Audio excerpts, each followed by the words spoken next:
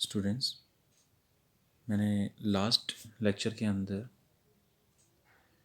Precipitation को drop किया था और कहा था कि हम नेक्स्ट लेक्चर के अंदर इस टॉपिक को डिस्कस करेंगे। स्टूडेंट, प्रेसिपिटेशन के बारे में मैंने आप लोगों को पहले जनरली बताया भी हुआ है कि प्रेसिपिटेशन क्या होती है, यानी हिंदी में से कहते हैं वर्षण, यानी वर्षण क्या होता है। और कल वाले लेक्चर के अंदर भी मैंने आप लोगों को एक थोड़ा सा हिंट दे दिया था कि प्रेसिपिटेशन क्या होती है।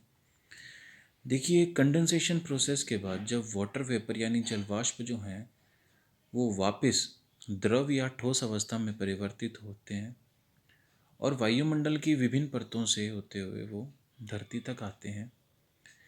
इस पूरी प्रोसेस को प्रेसिपिटेशन यानी वर्षण के रूप में जाना जाता है।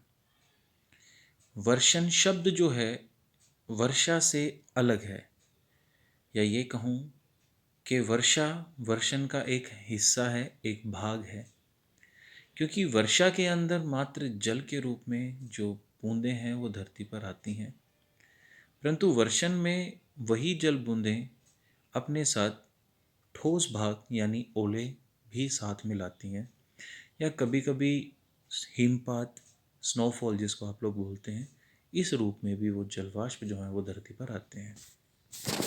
तो स्टार्ट करते हैं। क्या है प्रेसिपिटेशन का जो पहला रूप है उसे आप स्नोफॉल यानी हिमपात, स्लीट सहिमवृष्टि, हेलस्ट्रॉम ओलावृष्टि, रेनफॉल वर्षा। सबसे पहले बात करते हैं स्नोफॉल। मैंने आप लोगों को क्लास में जब लेक्चर लिया था तब ये समझाया था कि जब संघनन प्रोसेस के बाद, संघनन की प्रक्रिया के बाद जल वाष्प जो हैं वो पुनः द्रव या ठोस रूप में परिवर्तित होते हैं, वही ठोस या द्रव रूप जब बूंद का रूप लेकर वायुमंडल के नीचली परतों की तरफ बढ़ता है तो संवहनीय धाराओं के प्रभाव से वो छोटी सी बूंद पुनः वायुमंडल की ऊपरी परतों में फेंक दी जाती है, जिसके कारण रास्ते में पड़ने वाली दूसरी छोटी बूंदों के साथ उस छोटी सी बूंद का विलय होता है, विलयन हो जाता है, कोलिजन हो जाता है, और वो छोटी सी बूंद बड़ी बूंद का रूप लेकर धरती पर आती है। परंतु वहीं पर यदि संवहनीय धाराएं उस छोटी सी बूंद को वायुमंडल की उन परतों में जाकर फेंक दे जहाँ का तापमान जो है वो माइनस में है या हिमांक से नीचे है, तो वो बूंद जो है वो ठोस अवस्था में परिवर्तित हो जाती है।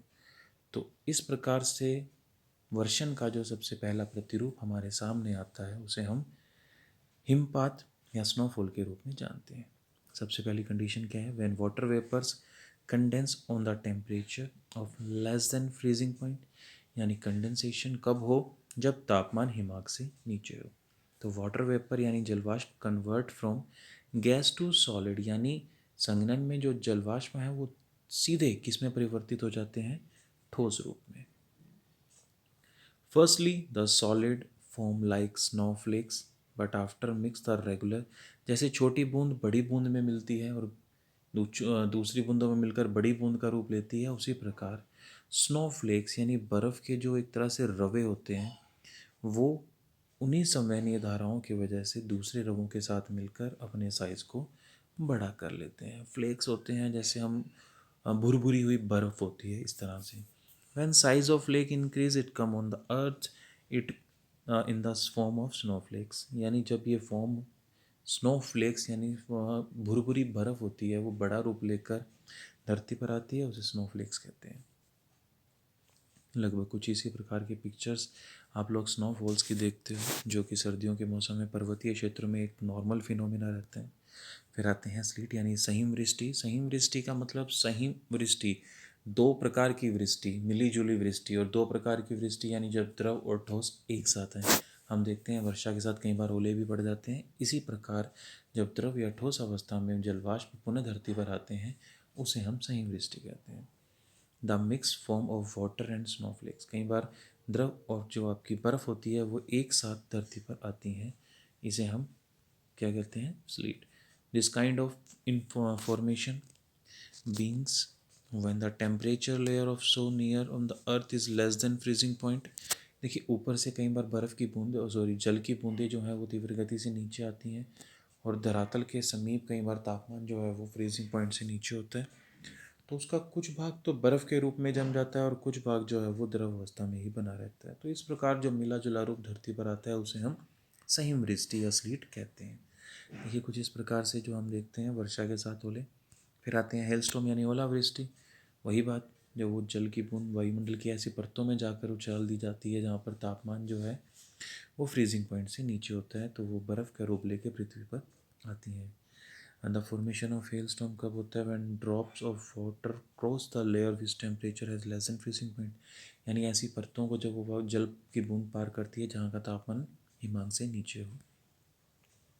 Sometime conventional current through the water drop in the upper layer of atmosphere. With the process, the water drop reach in the layer where the temperature found less than zero. ये मैंने आप लोगों को जनरली बताया। Water ये है आपकी hailstorm, rainfall, Varsha. when through the condensation process water vapour convert into water drop, इसके अंदर किसी भी तरह का कोई सॉलिड पार्टिकल नहीं होता। जलवाष्प सीधे द्रव के रूप में परिवर्तित होते हैं और फिर पृथ्वी के गुरुत्वाकर्षण के कारण सीधे कहाँ पर आते हैं? धरती पर, जिसे हम वर्षा के रूप में जानते हैं। It started time air hold the drop. Starting में क्या होती है? वो हवाएं उन बूंदों को संभाल कर रखती हैं। But when the air can not control the hold, यानी जब हवाएं उन भारी बूंदों को संभालने में असमर्थ होती हैं वो अर्थ पर आती हैं, उसे वर्षा कहते हैं। टाइप्स ऑफ रेनफॉल कन्वेंशनल यानी संवहनीय वर्षा, ऑरोग्राफिक यानी पर्वतीय वर्षा, साइक्लोनिक यानी चक्रवाती वर्षा। छोटे छोटे डायग्राम्स हैं, जनरल तरीके से समझा सकते हैं। मैंने आप लोगों को बताया है कि कई बार कन्वेंशनल करंट क्या होती है? धरातल के समीप जो हवा होती है वो गर्म हो, और गर्म हवा क्या करती है? ऊपर की तरफ उठती है। जलवाष्प से भरी हुई बूंदें या हवाएं जब ऊंचाई प्राप्त करती हैं, तापमान गिरता है उसांक बिंदु तक, तो संघनन की प्रोसेस प्रक्रिया जो है वो शुरू हो जाती है। और जैसे ही संघनन की प्रक्रिया पूर्ण होती है, जलवाष्प जो है वो द्रव का रूप लेकर पुनः धरती पर आते हैं। इस पूरी प्रोसेस में सबसे ज़्यादा इम्पोर्टेंट जो सेगमेंट है वो होती हैं संवहनीय धाराएं, जो नीचे से गर्म रूप लेकर ऊपर जाती हैं, तापमान गिरावट प्रदान करते हैं और फिर वो ठंडी होकर पुनः भारी होकर नीचे की तरफ उतरती हैं। और ये ज़्यादातर उन क्षेत्रों में होता है जहाँ पर सूर्य की किरणें सीधी पड़ती हैं, जैसे कि भूमध्य रेखीय क्षेत्र। भूमध्य रेखीय क्षेत्र के आसपास का जितना भी क्षेत्र है उसमें ज़्यादातर में 4:30 बजे के बाद निरंतर दिन प्रतिदिन जो प्रतिदिन है वो वर्षा ज़रूर होती है। अगली है ओरोग्राफिक यानी पर्वतीय वर्षा, यानी पर्वतों के ढाल के साथ जब जलवाष्पों से भरी हुई बूंदें ऊंचाई प्राप्त करती हैं, ऊंचाई के साथ साथ तापमान में गिरावट देखने को मिलती है। और जैसे जैसे ऊंचाई के साथ साथ तापमान गिरता है, जो आपका उसांक बिंदु है वो जल्दी ही प्राप्त कर लिया जाता है, जिसकी वजह से पर्वतीय क्षेत्रों में भारी वर्षा देखने को मिलती है। और इस सेगमेंट में सबसे इम्पोर्टेंट एरिया है वो क्षेत्र जो वर्षा प्राप्त करता है उसे विंडवर्ड एरिया बोलते हैं, और जो क्षेत्र वर्षा प्राप्त नहीं करता यानी पर्वत का दूसरा भाग, उसे लीवर्ड डायरेक्शन बोलते हैं, शुष्क एरिया होता है। इसे रेन शेडो भी बोलते हैं क्योंकि यहाँ पर वर्षा जो है वो नहीं होती है। लीवर्ड, रेन शेडो यानी ऐसा एरिया जहाँ पर वर्षा ना हो। इसके बाद आता है थर्ड आपका साइक्लोनिक। साइक्लोनिक रेनफॉल में मैंने आपको बताया भी हुआ है कि क्या होता है जब गर्म और ठंडी वायु राशियाँ आपस में मिलती हैं तो वाताग्रों का निर्माण करती हैं। तो वाताग्रों के निर्माण करने में मैंने एक चीज़ आप लोगों को समझाई थी कि जो वायु राशि ज़्यादा उग्र होती है वो दूसरी वायु राशि को प्रभावित करती है। जैसे यदि गर्म वायु राशि ज़्यादा उग्र होगी तो वो स्वतः ही यानी स्वयं ही ठंडी वायु राशि के फ्रंट के ऊपर जो है वो मूव कर जाती है, ऊपर की तरफ उड़ जाती है। इसी प्रकार यदि ठंडी वायु राशि उग्र होगी तो वो क्या करती है? गर्म वायु राशि को ऊपर की तरफ उठा देती है। दोनों ही सूरतों में जो गर्म वायु राशि है उसका जो शिफ्टिंग है वो धरातल से ऊपर की तरफ हो जाता है। और यदि गर्म वायु राशि की लिंक धरातल से टूट जाएगा और वो ऊंचाई प्राप्त करेगी, उसके टेम्परेचर में डिक्लाइन आएगा, बादल बनेंगे और तीव्र वर्षा होगी। तो चक्रवातों के समय पर तेज वर्षा जो है वो एक चरणल फिनोमेना है, नॉर्मली देखे ही वो मिलती है। Factor controlling distribution of rainfall in the world, यानी वो कौन कौन से कारक हैं जो विश्व के अंदर वर्षा के वितरण को प्रभावित करते हैं या नियंत्रित करते हैं। सबसे पहले main factor controlling rainfall according to air belts, यानी कि जो हमारी वायु दाब की पेटियां हैं, वो वायु दाब की पेटियां हमारे वर्षा की मात्रा को बहुत ज़्यादा मात्रा में प्रभावित करती हैं। हम अच्छे से जानते हैं जो वायु दाब की पेटियां बनती हैं, उन वायु दाब की पेटियों के बनने के साथ पवनें जो हैं वो चलना शुरू करती हैं। और वो पवनें जब किसी ऐसे क्षेत्र से आती हैं जहाँ पर कोई जलराशि हो, कोई सागर, नदी, झील, तालाब, वहाँ से वो बहुत ज़्यादा मात्रा में जलवाष्पों को धारण करती हैं और रास्ते में पड़ने वाले क्षेत्रों में वर्षा करती हुई आगे बढ़ती हैं। तो जिन क्षेत्रों से वो तटीय क्षेत्र के अंदर एंटर करती हैं वहाँ पर ज़्यादा वर्षा करती हैं, और जिस क्षेत्र को वो पार करके बाहर निकलती हैं उस क्षेत्र में वर्षा की कमी होती है। जैसे कि हमने देखा था कि पूर्वा या ट्रेड विंड्स जो हैं उत्तर पूर्वी तटों पर ज़्यादा वर्षा करती हैं, और जैसे जैसे वो पश्चिमी क्षेत्र पर आती हैं वर्षा की मात्रा में कमी देखने को मिलती है। इसी प्रकार पछुआ पवनों के बारे में हमने देखा था कि वो किस प्रकार जो है आपके पश्चिमी क्षेत्र या दक्षिण पश्चिमी क्षेत्र पर बहुत ज़्यादा वर्षा करती हैं, और जैसे जैसे उस क्षेत्र को पार करके उत्तर पूर्वी क्षेत्र की तरफ जाती हैं वहाँ पर उनकी वर्षा में कमी देखने को मिलती है। अगली है distribution of land and water. जहाँ पर लैंड एंड वाटर का डिस्ट्रीब्यूशन ज़्यादा देखने को मिलता है, वर्षा की मात्रा जो है वो बहुत ज़्यादा पाई जाती है।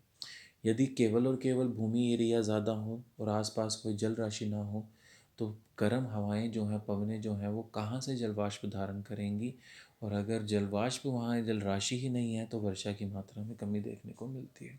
इसके विपरीत जहाँ पर जल राशियाँ अधिक होती हैं वहाँ पर भी जो है वर्षा की मात्रा काफ़ी हद तक ज़्यादा देखने को मिलती है। फिर आते हैं आपके नेचर और विंड्स। मैंने आपको बताया गर्म एंड जो ठंडी वायु पवनें होती हैं, और ठंडी पवनें भारी होती हैं, टेम्परेचर कम होता है, इवेपोरेशन वाष्पीकरण कम होता है, और वाष्पीकरण कम होता है जलवाष्पों की मात्रा कम पाई जाती है, सापेक्षिक आर्द्रता कम होती है, संघनन नहीं हो पाता सही तरीके से, यानी वर्षा की मात्रा में कमी देखने को मिलती है। उसके विपरीत यदि हवा पवन जो है वो गर्म हो, वाष्पीकरण ज़्यादा होता है, संघनन प्रोसेस अच्छा होता है, और उसके साथ साथ फिर वर्षा की मात्रा भी काफ़ी अधिक देखने को मिलती है। जैसे मैंने इससे लास्ट एक पॉइंट में आपको अपन समझाया था कि पर्वत का वो भाग जहाँ पे पवनें ज़्यादा मात्रा में वर्षा करती हैं विंडवर्ड डायरेक्शन बोला जाता है, और जहाँ पर वो वर्षा नहीं करती वो लीवर्ड डायरेक्शन होता है। लोकेशन ऑफ माउंटेन रेंज का मैंने आपको बताया, एक कारण ये। दूसरा, अरब सागर में जो मानसूनी पवनें उठती हैं वो राजस्थानी क्षेत्र को पार करके सीधा हरियाणा, उत्तर प्रदेश और हिमाचली क्षेत्रों में चली जाती हैं। उसका कारण क्या है कि रास्ते में जो अरावली पर्वत है उनके रास्ते में बैरियर का काम नहीं करता बल्कि उसके समानांतर फैला हुआ है। यदि राजस्थान को पार कर कर आगे बढ़ने वाली मानसून पवनों के मार्ग में अरावली पर्वत एक चाप के आकार में खड़ा होता, तो विश्व का सबसे ज़्यादा जो वर्षा प्राप्त करने वाला क्षेत्र है वो राजस्थान में होता। जिस प्रकार मेघालय के अंदर वो क्षेत्र देखने को मिलता है। मेघालय के अंदर जो हमारे तीन मुख्य पहाड़ियाँ हैं, गारो, खासी और जयंतिया, बंगाल की खाड़ी में उठने वाली मानसून पवनें जब इस चाप के आकृति यानी कीप में जब वो फंस जाती हैं तो ऊंचाई प्राप्त करने में असमर्थ होती हैं, बहुत जल्दी संतृप्त होकर वर्षा करती हैं। हम देखते हैं कि मेघालय के मौसिनराम क्षेत्र में सबसे ज़्यादा वर्षा देखने को मिलती है। फिर आती हैं डायरेक्शन ऑफ विंड्स। मैंने बताया वेस्टर्न एरिया से है तो वेस्टर्न एरिया पे वर्षा अधिक होती है, ईस्टर्न एरिया से एंटर करती हैं तो ईस्टर्न एरिया पे। 5 मेजर जो रेनफॉल डिस्ट्रीब्यूशन एरियाज़ हैं वर्ल्ड के, वो कौन कौन से हैं? सबसे पहले हैं ऐसा एरिया जहाँ पर 200 सेंटीमीटर से ज़्यादा वर्षा होती है, वो एरिया कौन कौन से हैं? इक्वेटोरियल रीजन यानी भूमध्य रेखीय क्षेत्र, टेम्परेट रीजन यानी कि शीतोष्ण कटिबंधीय क्षेत्र, और मानसूनी क्षेत्र। टेम्परेट के अंदर वो क्षेत्र जो पछुआ पवनों के पश्चिम क्षेत्र में पड़ता है, सबसे ज़्यादा वर्षा प्राप्त करता है। फिर आते हैं 100 से 200 यानी 200 सेंटीमीटर जहाँ पर विश्व की सबसे ज़्यादा वर्षा होती है उसके सराउंडिंग में यानी चारों तरफ फैला हुआ वो क्षेत्र जो कि 100 से 200 सेंटीमीटर वर्षा प्राप्त करता है। फिर आते हैं 50 से 100 centimetre internal part of tropical यानी उष्णकटिबंधीय क्षेत्र का आंतरिक भाग, जहाँ पर वर्षा 50 से 100 सेंटीमीटर होती है। और eastern pass of temperate region. अब यहाँ पर सिर्फ आप इतना समझो कि जब ट्रेड विंड या व्यापारिक पवनें एंटर करती हैं तो उत्तर पूर्वी क्षेत्र में वर्षा करना प्रारंभ करती हैं, और बीच तक आते आते जो पवनें हैं वो शुष्क हो चुकी होती हैं।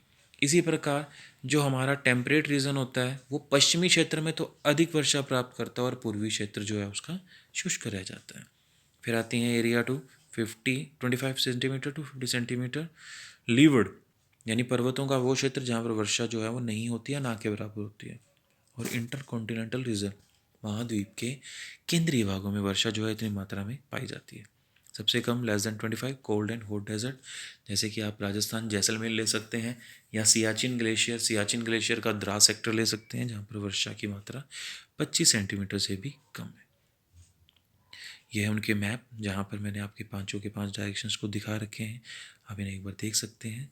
और ये था हमारा topic atmospheric humidity. Atmospheric humidity chapter के अंदर मैंने आर्द्रता को मापने की विभिन्न इकाइयों के साथ साथ वाष्पीकरण, जल चक्र, संघनन के विभिन्न रूप, वर्षण के विभिन्न रूप, वर्षण और संघनन को प्रभावित करने वाले कारक, कोहरे को प्रभावित करने वाले कारक, कोहरे के प्रकार, और जाते जाते हमने देखा कि किस प्रकार जो वर्षा है वो विभिन्न क्षेत्रों में विभिन्न मात्रा के रूप में पाई जाती है।